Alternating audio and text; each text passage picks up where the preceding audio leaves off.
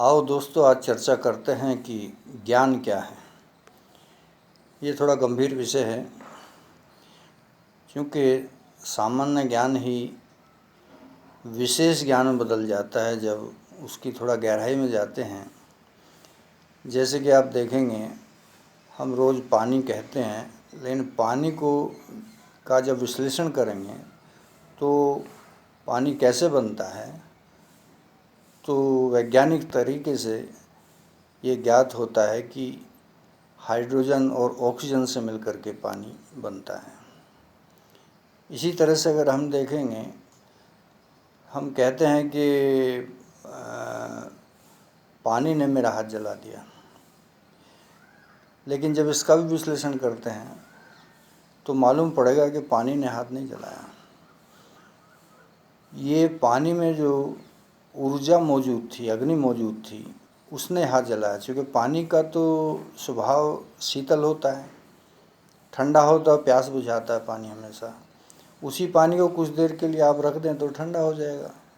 तो इसलिए पानी जो है कभी भी जलाने का काम नहीं करता है। तो इसी तरह से गीता में कृष्ण भगवान ने गीता के 4थे अध्याय में और 7वें अध्याय में विशेष रूप से ज्ञान के ऊपर चर्चा की है। अर्जुन को बताया है कि ज्ञान कर्म योग 4थे अध्याय में और ज्ञान विज्ञान योग 7वें अध्याय में बताते हैं कि असली ज्ञान क्या है, वस्तुतः ज्ञान क्या है और ये किस तरह से प्राप्त होता है, क्या इसके लाभ हैं, किसने इसको ढक रखा है हमसे अलग। तो इसकी चर्चा वैसे तो पूरी गीता में है, लेकिन विशेष तौर से 2-3 अध्याय में ज़्यादा बताया गया है कृष्ण भगवान द्वारा। चूँकि आप देखेंगे, कृष्ण भगवान गीता के 4थे अध्याय के 38वें श्लोक में बताते हैं कि न ही ज्ञान सदृशम पवित्रम इव विद्यते। ज्ञान के सदृश पवित्र करने वाली कोई भी चीज़ नहीं है अर्जुन। और ये ज्ञान, इसमें भी एक कंडीशन है। ज्ञान कब मिलता है? ये जो विशेष ज्ञान है, शरीर और आत्मा का जो ज्ञान है, ये कब मिलता है? आगे बताते हैं, तत्स्वम, वह अपने आप ही योग संसिद्ध है, योग के सिद्ध होने पर कालेन आत्मनि विन्दति, समय पर आत्मा में अपने आप ही प्रकट हो जाता है। तो फिर ज्ञान मिलता किसको है? ये कृष्ण भगवान ने 4थे अध्याय के 33 श्लोक से 40वें श्लोक तक इसका वर्णन किया है। कृष्ण भगवान बताते हैं कि श्रद्धावान लभते ज्ञानम, जिनको श्रद्धा है उन्हीं को ये ज्ञान प्राप्त होता है। संशय आत्मा विनश्यति, जिनको संशय है उसको ज्ञान नहीं प्राप्त हो पाएगा। और इसके आगे देखेंगे कि इसके फायदे क्या हैं इस ज्ञान के। कृष्ण भगवान कह रहे हैं कि सर्वम कर्म अखिलम, तमाम कर्म, सर्वम कर्म अखिलम ज्ञाने परिसमाप्ते, ज्ञान में आकर के सारे ही कर्म समाप्त हो जाते हैं। इतना बड़ा महत्व इस ज्ञान का है। इससे आगे और बताते हैं कृष्ण भगवान कि अगर तू पापी से बड़ा पापी है तो भी ज्ञान की नौका से इस जीवन के सफ़र को तू पार कर जाएगा, उतर जाएगा। ज्ञान ऐसी चीज़ है। लेकिन हम अज्ञानता में भटकते रहते हैं, हम इस शरीर में खोए रहते हैं, नाम रूप से आगे हम बढ़ते नहीं हैं और आत्मा तक हम पहुंचते नहीं हैं। तो कृष्ण भगवान कह रहे हैं कि ये जो सामान्य ज्ञान है, इससे आगे बढ़ने की आवश्यकता है। चूँकि हमारी जो इंद्रियां हैं और उनके जो विषय हैं, उन्हीं में हम हमेशा दौड़ते रहते हैं और उसी में हम हमेशा खुश रहते हैं या दुखी रहते हैं। क्योंकि विषयों में तो दुखी रहना है, विषयों कोई अंत नहीं है। इसलिए दूसरे अध्याय के 58 श्लोक में कहते हैं कि जैसे कछुआ किसी भी भय को देख करके, डर को देख करके अपने सारे अंग अंदर ले लेता है, इसी तरह से अर्जुन ये सारी इंद्रियां जो हैं तुम्हारी, इनको अपने विषयों से हटा करके अंतर्मुखी हो जाइएगा, तभी आगे का रास्ता बनेगा। चूँकि इस ज्ञान को जो ढका हुआ है, ये भी बड़ा महत्वपूर्ण श्लोक है गीता में। ये 3 अध्याय का 38वां श्लोक है, जिसमें कृष्ण भगवान कहते हैं कि जैसे धुएं ने अग्नि को ढक देती है और धूल दर्पण को ढक देती है, इसी तरह से भ्रूण गर्भ को ढक देती है। तो इसी तरह से काम ने इस ज्ञान को ढक रखा है। काम का मतलब, काम में बहुत विस्तार है काम का। काम में सभी चीज़ें आ जाती हैं, सभी तरह की ऐष्णाएँ हैं, जीव ऐष्णा है, वित्त ऐष्णा है, लोक ऐष्णा है, पुत्र ऐष्णा है, ये सब ऐष्णाएँ, ये सब जितने भी सब उसमें काम में आ जाती हैं।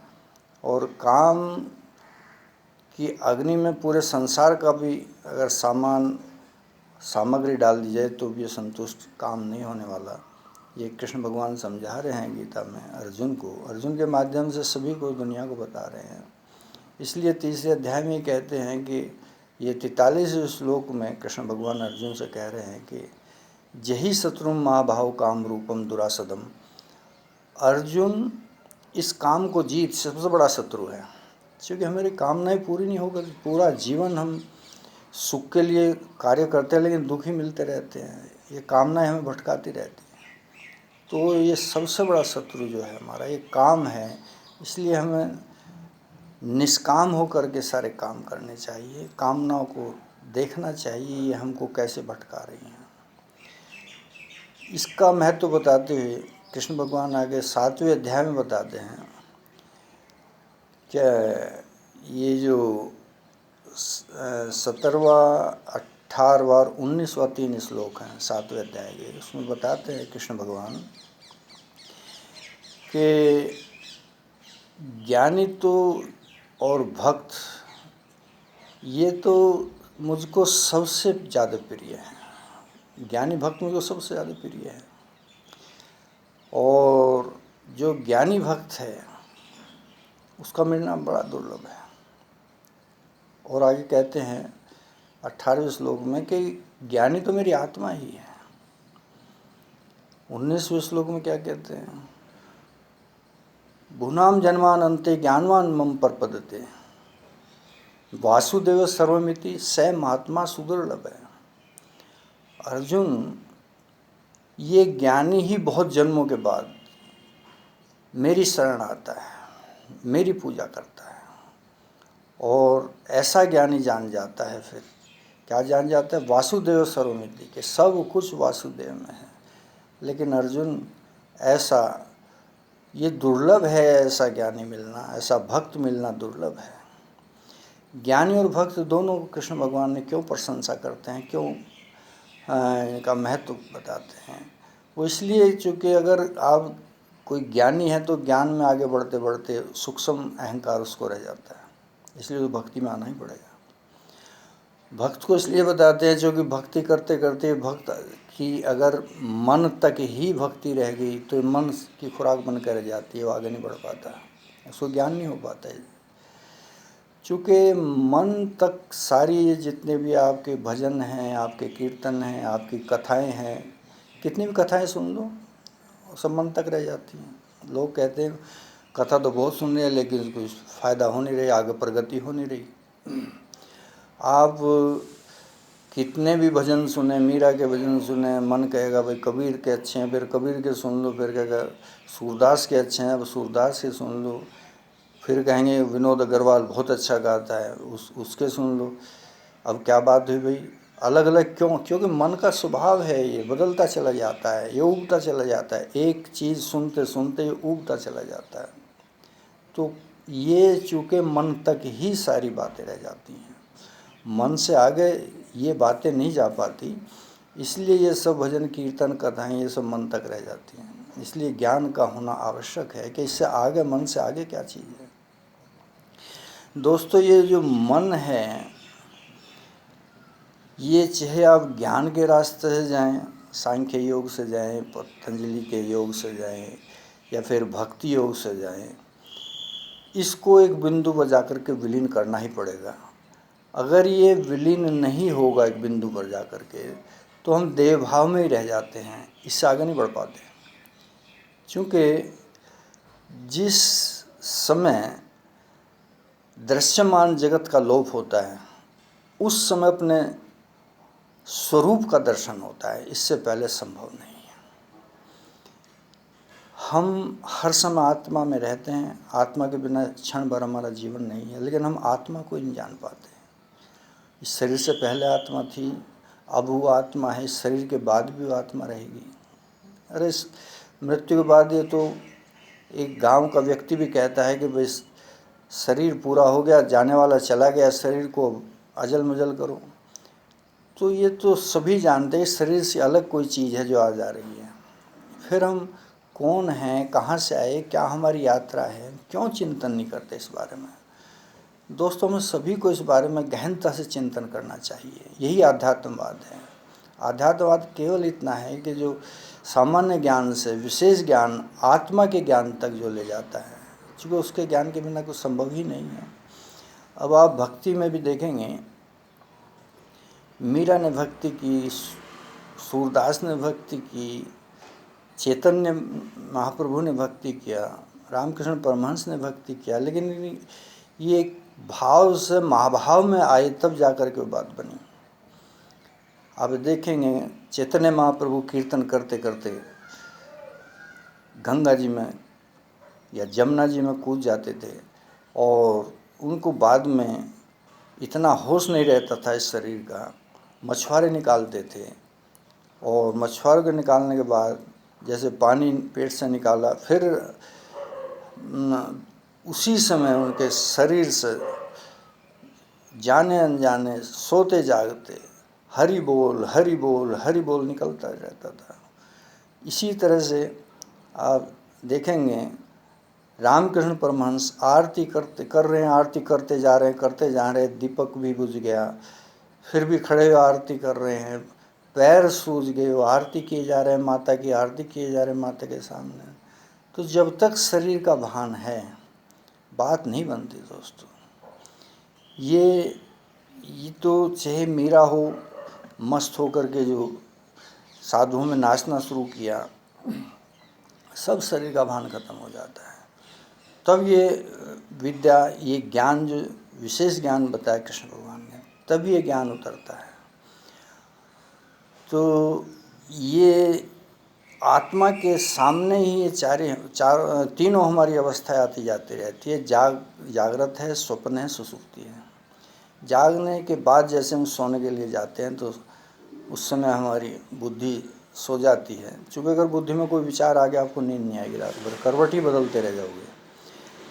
लेकिन मन फिर भी नहीं सोता।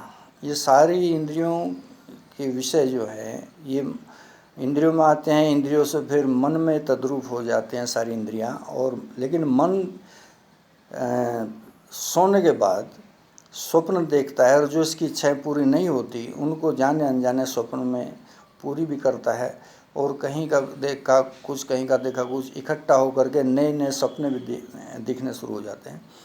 इसके बाद की जो स्थिति आती है, ये मन भी जो है हमारा, ये हृदय गुहा में जो आत्मा जहाँ स्थित है, वहाँ तद्रूप हो जाता है आखिर में। ये भी तब सुसुप्ति घटती है। और सुसुप्ति में चूँकि कुछ पता नहीं रहता, जिसको हम गाढ़ निद्रा कहते हैं, उठ कर के कहते हैं बहुत अच्छी नींद आई, बड़े फ्रेश हो गए। चूँकि ये जो हमारी शरीर है, मन, बुद्धि और इंद्रियां हैं, ये सब आश्रित हैं आत्मा के। आत्मा में जाकर के ही इनको फ्रेश होना पड़ता है, इनको ऊर्जा लेनी पड़ती है। और आत्मा तो स्वतंत्र है, केवल आत्मा ही स्वतंत्र है, ये परतंत्र हैं। ये भी हमें जानना चाहिए। क्योंकि नींद में जाकर के ये सब ऊर्जा लेते हैं आत्मा में जाकर के। कब तक नहीं सोएंगे? 1 दिन, 2 दिन, 3 दिन, 10 दिन, कब तक नहीं सोओगे? क्योंकि निंद्रा में जाकर के सब फ्रेश होते हैं और वहाँ पर ये ऊर्जावान हो जाते हैं पुनः और फिर अपना कार्य शुरू करते हैं। तो इस तरह से दोस्तों, ये जब तक भान नहीं होगा हमको कि ये सब शरीर क्या है, हमारी इंद्रियां क्या हैं, विषय क्या है, आत्मा क्या है, ये हमको जानना ही पड़ेगा। और इसमें एक विशेष बात और ये भी है कि ये जो हमारे शास्त्र हैं, धर्म ग्रंथ हैं, ये रास्ता तो हमें बता देंगे, दिखा देंगे, लेकिन यात्रा तो स्वयं ही चलनी पड़ेगी। और अगर कोई भी शास्त्र ना पढ़ा हो किसी ने, ये जरूरी नहीं शास्त्र ही पढ़ें, क्योंकि ये तो ज्ञान है, सब उधार का ज्ञान है। हम जीवन भर उधार का ज्ञान ढोते हैं। हमें किसने बता दिया ये नाम है, नाम रख दिया हमारा, किसने बता दिया ये बिरादरी है, हम बिरादरी के मानने लगे, किसने बताया ये तुम्हारा धर्म है, हम उस धर्म को फॉलो करने लगे। इसी के बाद हम स्कूल और विद्यालय गए, हमने वहाँ शिक्षाएं ग्रहण की, कोई शिक्षक बना, कोई डॉक्टर बना, कोई इंजीनियर बना, कोई वैज्ञानिक बना, कोई लॉयर बना। तो ये जो हमारी सांसारिक जो शिक्षाएं हैं तमाम, ये व्यवहारिक शिक्षाएं हैं जो जीवन का निर्वाह इन्हीं से होता है। तो ये सब उधार की शिक्षाएं हैं हमारी। आप जब तसल्ली से देखेंगे, ये अपनी इसमें अपना इसमें कुछ है नहीं। अपना कब मिलता है जा कर के, वो बिना ग्रंथों को भी मिल जाता है, वो जो बिल्कुल पढ़े नहीं उनको भी मिल जाता है, लेकिन मिलता कहाँ है, वो आत्मा में ही जा कर के मिलता है। आप देखेंगे कबीर कभी स्कूल नहीं गए, सूरदास तो अंधे थे, कभी स्कूल नहीं गए, मीराबाई कभी स्कूल नहीं गई। आप देखेंगे नानक देव को देखेंगे, कभी नहीं गए। संत ज्ञानेश्वर को देखें आप, बहुत लंबी फहरिस्त है, जिन्होंने कभी कोई अक्षर पढ़ कर ही नहीं देखा, लेकिन वो सिद्ध संत हुए। क्यों हुए? क्योंकि उनकी आत्मा जग गई। जैसे दूसरे अध्याय के 69 श्लोक में कृष्ण भगवान कहते हैं कि या निशा सर्वभूतानां तस्याम जागृति संयमी, यस्याम जागृति भूतानि सा निशा पश्यतो मुने। अर्जुन, जो मुनि है वो जाग जाता है, यानी कि मुनि अपने स्वरूप में जाग जाता है। फिर दुनिया के प्रति वो सोता है, दुनिया की वासनाओं के प्रति, दुनिया की इच्छाओं के प्रति उसे कोई इच्छा दुनिया की नहीं, कोई वासना दुनिया की नहीं रहती, समूल नष्ट हो जाती हैं। तो इसलिए चाहे हम भक्ति से जाएं, चाहे हम ज्ञान से जाएं, एक बिंदु पर जाकर के विलीन होना ही पड़ेगा, देहभान समाप्त करना ही पड़ेगा। क्योंकि सुसुप्ति में तो जाकर के सब विलीन हो जाते हैं, उसको जड़ कहते हैं, वहाँ कुछ पता नहीं चलता फिर। लेकिन समाधि में और सुसुप्ति में इतना ही अंतर है, जब साधक समाधि में जाता है उस समय ये मन जो है आत्मा के आलोक में, आत्मा के प्रकाश में विलीन हो जाता है पूर्णतः। और जब विलीन हो जाता है उसमें जाकर के, उस समय ये समाधि घटती है और वहीं सब कुछ घट जाता है। ये जीवन मरण का चक्कर, पाप से भी बड़े पाप सब खत्म, जीव सारा जो कृष्ण भगवान ने गीता में समझाया है, पापी से बड़ा पापी, वो भी सब समाप्त हो जाते हैं। क्योंकि कृष्ण भगवान कह रहे हैं कि ज्ञान अग्नि में सारे आपके कर्म भस्म हो जाते हैं। तो इसलिए ज्ञान का विशेष महत्व कृष्ण भगवान ने बताया और असली ज्ञान है वो बताया। तो हमको यही कोशिश करनी चाहिए, आगे बढ़ना चाहिए। क्योंकि अर्जुन ने जिज्ञासा की कि प्रभु ये तो मन बहुत चंचल है।